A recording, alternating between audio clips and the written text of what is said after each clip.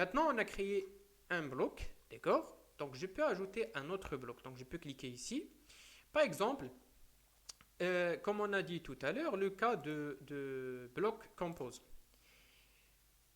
On veut définir qu'il y a, par exemple, pour ce mur qui est là, on veut ajouter, bon, il y a un terrain jusqu'à, par exemple, 1 mètre. 1 mètre, ici, il y a un terrain à ce niveau-là. D'accord? Je vais l'ajouter en cliquant sur bloc de composants, type terrain, et j'ajoute à 1 mètre. Donc ici, pour faciliter, faciliter d'aller vers les 1 mètre, je peux modifier ce qu'on appelle accroche par incrément. D'accord? On peut mettre ici, au lieu de 0,1, je vais mettre 1. Donc maintenant, ça va être facile parce que l'incrément, il va y aller de 1 mètre ou bien 2 mètres directement. D'accord? Donc je prends, voilà, 1 mètre, je clique, voilà. Donc vous voyez ça, ça c'est très important, vous devez vérifier la couleur. Est-ce qu'il est pour ce paroi-là ou bien paroi où on est en train d'ajouter le terrain. Donc il doit être au niveau de ce paroi. D'accord? La couleur bleue. Donc je clique, je vais cliquer ici, c'est bon. Voilà, comme ça, et j'ajoute. Voilà. Donc il y a un terrain ici, à ce niveau. Donc automatiquement, le logiciel il va déplacer cette fenêtre en haut, mais comme j'ai dit, on peut modifier le déplacement de fenêtre et tout. Donc maintenant, si on clique, vous voyez à côté toujours, il y a bloc, il y a zone. Donc si je clique sur cette zone, ou bien plutôt sur bloc en premier temps, donc ça c'est l'intérieur du bloc. Lorsqu'on clique sur la zone, vous allez voir qu'il y a à côté ici ce symbole. Donc le symbole qu'on a ici nous donne l'information que cette partie de mur, il est en contact avec un terrain. D'accord? La même chose, bien sûr, il va prendre par défaut que le sol il est en contact avec le terrain, donc il va ajouter même le symbole ici. Ça marche? Ok. On revient vers la partie bâtiment. Je vais ajouter un autre bloc. D'accord? Autre étage ici de bloc de bâtiment. Donc je vais cliquer pour ajouter autre étage. Je dois vérifier qu'il y a 7 points verts et que la surface est sélectionnée. La surface, il est en bleu. D'accord? Ce n'est pas comme ça. Donc je dois vérifier ça. Je clique. Après, la même chose ici. Les extrémités. Et je vais fermer ça. Voilà. Ça marche. J'ai ajouté 2 étages. Maintenant, je vais ajouter la toiture. D'accord? Inclinée. Donc je vais aller vers la forme. Je vais la modifier au toit incliné. Donc ici, je vais ajouter toiture. Alors, toiture inclinée, je vais choisir ici la forme qui est toit incliné. D'accord? Par contre, si je vais choisir mur incliné, ça c'est pour le cas d'un bâtiment qui a un mur incliné, mais on ne parle pas de la toiture. D'accord? Un mur qui est incliné. Ou bien je peux ajouter dôme. D'accord? Donc je vais cliquer sur toit incliné. Est-ce que le toit a pignon ou non? Donc à pignon, je vais vous montrer. Donc je vais laisser comme ça pour vous montrer c'est quoi un pignon. Débord de toit, je vais vous montrer c'est quoi un débord de toit. Pente de toiture, l'inclinaison de la toiture. Ok? Et le comble, est-ce qu'il est occupé ou perdu? D'accord? Il est occupé ou bien perdu. Occupé, c'est que est-ce que la toiture, est-ce qu'il y a des zones occupées au niveau de la toiture qu'on va l'ajouter? D'accord? Ou bien on n'utilise pas ça. Donc ce n'est pas occupé. Je vais décrocher cette option-là. Et au niveau de l'activité construction, on parle au niveau déjà de construction, on parle de plafond semi-exposé. D'accord? Qui n'est pas, bon, ce n'est pas de toiture qui est en contact avec l'air ambiant direct, mais qui est à l'intérieur, mais la zone qu'on a ici, c'est une zone qui n'est pas occupée, donc on parle de semi-exposé. Ok, donc ici on va cliquer sur les extrémités pour ajouter toiture, toujours. Voilà, voilà, et je ferme. Alors, ça c'est le pignon. Ok, ça c'est un pignon. Parce qu'on aura toiture inclinée comme ça et cette partie il est plat, donc il n'est pas incliné. Ça c'est le pignon. Ok, donc si je vais désélectionner ça, vous allez voir que même pour cette partie il est incliné. Alors, des bords de toit, on parle de ça. D'accord? Cette distance. On peut le vérifier en cliquant en haut sur mesure les longueurs, les angles et ainsi de suite. Voilà. Donc ça sera.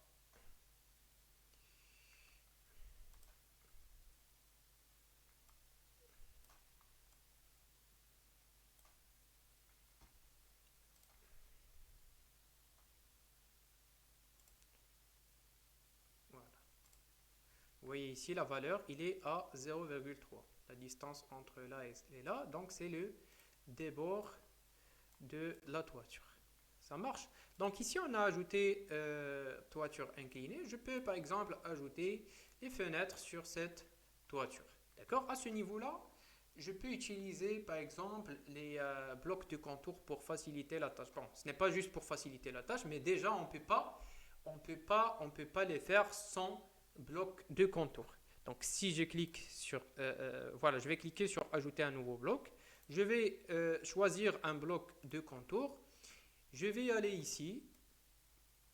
D'accord? Par exemple, je vais ajouter deux ici. D'accord? Je sélectionne. Voilà. Je vais aller. L'étape 1, c'est d'aller vers cette face. Après, je clique sur le bouton majuscule. D'accord? Je reste cliqué sur le bouton majuscule et je vais aller en haut. Comme ça. Par exemple, je vais les ajouter ici. Bloc de contour, c'est bon? Ok. Non, ça c'est forme extrusion. Ok, on n'a pas modifié ça. Ça marche. On répète. Donc je vais aller ici et je commence de tracer. Donc par exemple 1 mètre sur 1. Comme ça. Voilà. Et fin. Alors je peux l'éloigner jusque là, pas de souci. Donc ça c'est un bloc de contour. Au niveau de visualiser, lorsqu'on clique sur visualiser, il vous donne logiciel l'information sur votre dessin 3D avec l'image qui est plus réelle. Donc, première chose, il y a modèle data. Modèle data, il vous donne l'information sur les différents types des parois qu'on a. Donc, il y a ici bloc de composants, vous voyez, il est là. Il y a les murs externes, d'accord? Voilà, projet mur, c'est ça. Après, on a en bas le plancher bas sur terrain. Il y a toiture, d'accord? Toiture inclinée et toiture semi-exposée qui va être à l'intérieur parce que ça, c'est une cambre qui est perdue. Ok? Donc, on peut voir avec coupe transversale, on clique sur coupe transversale, on peut voir l'intérieur de ce bâtiment. Comme ça. Voilà, vous allez voir qu'il y a voilà, comment dirais-je, plafond semi-exposé. Il y a plancher interne qui est là. Ça marche. Et voilà, ici, on a le terrain qui est à côté. Donc maintenant, je vais aller vers visualiser. Voilà. Pour visualiser, vous allez voir le 3D un peu plus réel que l'autre. Donc, il nous donne l'information sur le projet, mais vous allez voir qu'il n'y a pas ici de bloc de contour. Donc, les blocs de contour, ils ne vont pas être affichés sur notre... Donc, comme j'ai dit, c'est des guides géométriques au niveau du dessin. Mais ce qu'on peut voir sur ce qui est réellement et logiciel, il va l'étudier à la partie thermique et tout, c'est le bloc composant et le bloc de bâtiment. Maintenant, on revient vers la partie éditer.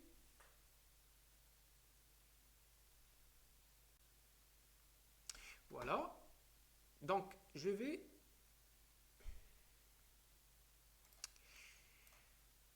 modifier ça. Premier temps, je vais sélectionner le bloc de contour. Je peux le déplacer. Donc, lorsqu'on clique sur n'importe quel bloc, il vous donne le logiciel ses options. D'accord? Il y a déplacer les objets sélectionnés. Il y a la possibilité de dupliquer. D'accord? Ça, c'est bien pour qu'on puisse dupliquer ça et de l'ajouter à côté. Je peux faire le miroir. D'accord? Ça sera déjà bien pour qu'on puisse ajouter autre bloc contour à côté si on veut. Je peux pivoter, d'accord? Je peux le pivoter, je peux tirer l'objet pour l'agrandir, je peux le supprimer. Ça marche? Donc, maintenant, je vais déplacer. Je clique sur déplacer. Toujours lorsque vous allez déplacer ou bien de créer n'importe quel dessin, vous devez aller vers les extrémités. Donc, il y a ici cette point qui est en vert. D'accord? On va la sélectionner et on va y aller vers la surface. D'accord? Ici, je peux vérifier avec le plan qu'on a en réel, avec le plan d'architecte, la distance, en utilisant mesurer les langues pour vérifier la distance qu'on a laissée entre cette point-là, par exemple, jusqu'à l'extrémité de bâtiment. Jusque-là, on a 2,22 par exemple mètres. OK? Bon, maintenant, on doit normalement supprimer ça. Alors, qu'est-ce qu'on va faire? On va utiliser l'outil couper bloc selon plan. D'accord? Donc, on va couper ça selon le plan qu'on a ici. Donc, première des choses, je sélectionne le bloc que je vais le couper. Ça, c'est un. Deux, je clique sur couper bloc selon le plan. D'accord? Et après, je vais y aller vers l'extrémité ici. Voilà.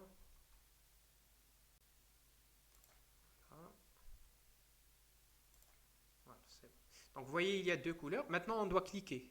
D'accord? Avant de cliquer sur échappe, vous devez cliquer autrefois, comme ça.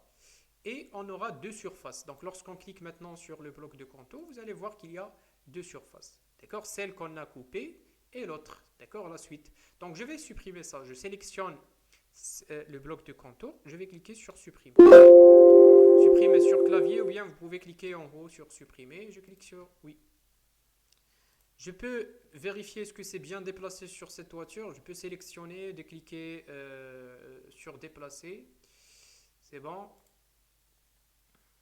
C'est bien, il est bien déplacé. Ça marche, on peut laisser comme ça. Maintenant, on va cliquer en haut sur l'option convertir le bloc de contour en bloc de bâtiment. OK? Parce que ça, c'est un bloc de contour. Ce n'est pas affiché sur la partie visualisée, ni on ne va pas l'ajouter au niveau de l'étude. Donc, on doit l'ajouter comme un bloc, on doit le convertir comme un bloc de bâtiment. En cliquant ici sur convertir le bloc de contour en bloc de bâtiment ou bien bloc de compose. Je vais mettre bloc de bâtiment et je clique sur OK. Donc vous voyez maintenant, même à la partie visualisée, on peut voir qu'il y a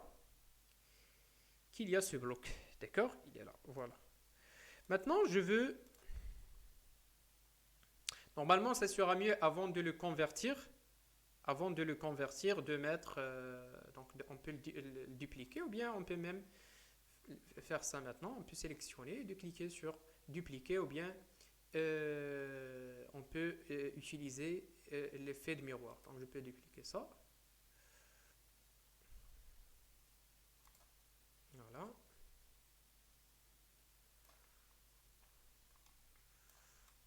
Donc pour vérifier qu'ils sont dans le même plan, on peut utiliser cette option tracer ligne de construction. Donc on trace juste la ligne, d'accord, qui va nous permettre de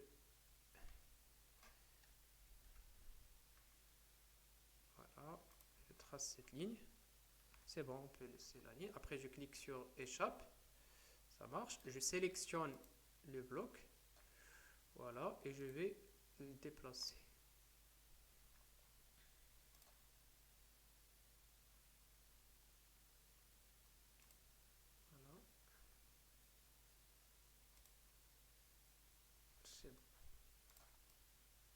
Parfait. Donc maintenant, on peut supprimer cette ligne. Donc si vous allez créer par exemple plusieurs lignes, vous pouvez supprimer en cliquant sur éditer et après vous cliquez sur enlever toutes les lignes de construction. Toutes les lignes que vous allez les utiliser pour